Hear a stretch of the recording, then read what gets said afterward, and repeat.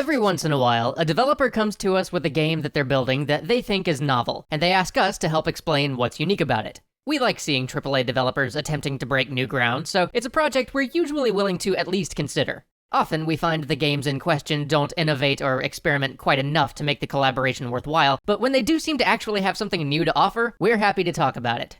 These are sponsored episodes, and while our agreement with Lionhead explicitly states that we're going to talk about the game without any editorial input from them, and that frankly we're going to talk about the bad along with the good, we just want you to know that up front. If you don't like sponsored content, no worries. Our regularly scheduled weekly Extra Credits episodes will still be happening, so we'll see you there, no problem. Otherwise, consider this a few weeks of bonus Extra Credits episodes. We're going to be using this conversation about the design of the game to discuss the industry and game design in general, like always. So I hope you enjoy this little run of bonus episodes as we explore what Fable Legends can teach us about design. The first thing I should mention about this game, and you may have picked up on this yourself just from watching the trailers, is that it's a huge risk, which is sort of why we agreed to make these videos in the first place. Fable Legends is absolutely nothing like any of the other Fable games. It's not a large world, story-driven RPG. Not at all. It's an asymmetric multiplayer game where a team of 4 players play a co-op tactical action RPG, while another player plays a dungeon keeper-esque strategy game against them. That's really the best one-line description I could come up with. Imagine you're somebody from Lionhead having to pitch that to a publisher. Imagine sitting in a room full of suits and blank expressions and saying, "Nope, we're not going to be making Fable 4 right now. Instead, we'd like to spend tens of millions of dollars trying to make something that nobody in our fan base is going to be expecting, and nobody outside of our fan base may even glance at it because it's got the name Fable in the title." Now imagine having to do that when you hail from a company that is literally known for overpromising on wildly ambitious ideas. Sure, the guy known for doing that is no longer with the company, and the game idea is largely sound from a development standpoint, but that's not what's going to spring to mind when you announce to players, "Hey, we're doing something crazy, get hyped." You get what I'm saying. This is a pretty big gamble on their part. And real talk, I'd like to see it succeed just so it can stand as an example to other AAA companies that, yeah, huge gambles like this can totally work. And I'm not by any means saying that I endorse the game. Heck, I have no idea how good it'll turn out to be when it's finished. But I do fully endorse them rolling the dice like this. So go ahead and chuck out any notions you may have about how Fable games work. It's time to dig in.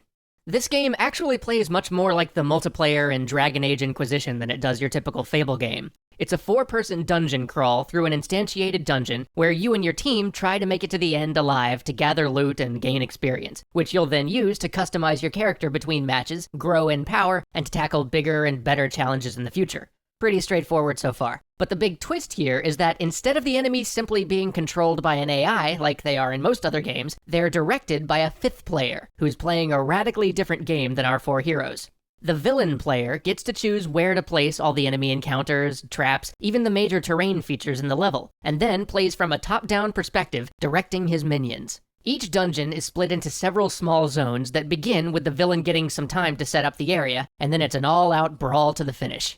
Okay, so that's the basics of the game. Now we can finally do our thing and dive into the ramifications of this one huge decision to let players control the enemies. Think about that choice from a development perspective. It means you have to create 2 completely different sets of UI, 2 totally different control schemes. You have to build the basics of every level so that they work from 2 radically different camera angles. You have to make your art look good and be visually clear from a far top-down perspective and the up-close and personal third-person action view.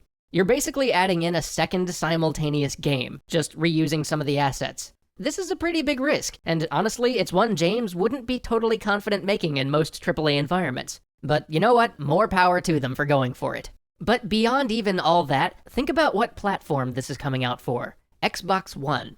They're proposing having one character play a strategy game on the Xbox, on a controller. This is something that basically no one's ever gotten right in a console game, and yet their whole experience hinges on people being able to pick up and play the villain. Here, though, they did something very clever, and something that a lot of smaller-scale console RTSs could learn from. They limited the number of unit types the villain could bring into each of the small zones to 4, so that they could map the 4 units to the face buttons and use the bumpers and triggers to issue commands to whatever group was selected. This makes for a much smoother interface than basically any RTS we've played on a console yet. For the few levels that James got to play, having 4 different unit types worked pretty well, and kept things simple while still providing a great deal of versatility and tactical depth. But as a designer, one of the questions we always have to ask is how our design decisions might limit us in the future. Will this system scale? Will they be able to keep 4 different units interesting for high-level players a year down the road? This streamlined control scheme was almost certainly the right choice for the game they're making, but it'll be interesting to see what decisions it forces them into in the long run to keep the game feeling fresh. Now before we go, there's one really interesting design question that pops up with any game that involves asymmetric team sizes. How do you balance the win-loss ratio? Every time the villain wins, 4 heroes lose. Now, on the one hand, this isn't too much of a problem, because every time the heroes win, only 1 villain loses, so if you just tune your game to have a 50-50 hero-villain win-loss ratio, you'll still have players winning an average of 50% of the time. But it gets interesting once you start to tweak that. Imagine that you tip the balance ever so slightly in favor of the heroes. Let's say we give them a 60% win rate. Now your entire player base as a whole is winning over 56% of the time. More players are winning than losing. That's something you can never do with most multiplayer games. Should you do it? Might it be better somehow? We don't actually know yet, but it's an interesting problem to think around. Do you make more people happy by having more people win all the time at the expense of the villain player? Or do you try to balance your game so it's 100% fair?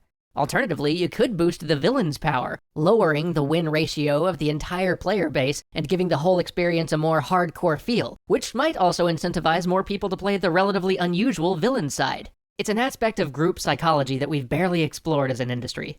So yeah, the folks at Lionhead are trying a lot of bold things. Succeed or fail, Fable Legends will be a game to keep an eye on to learn a great deal about asymmetric play, numerically unbalanced teams, strategy controls on a controller, and even how the game-playing public reacts to a franchise breaking its own mold in such a major way.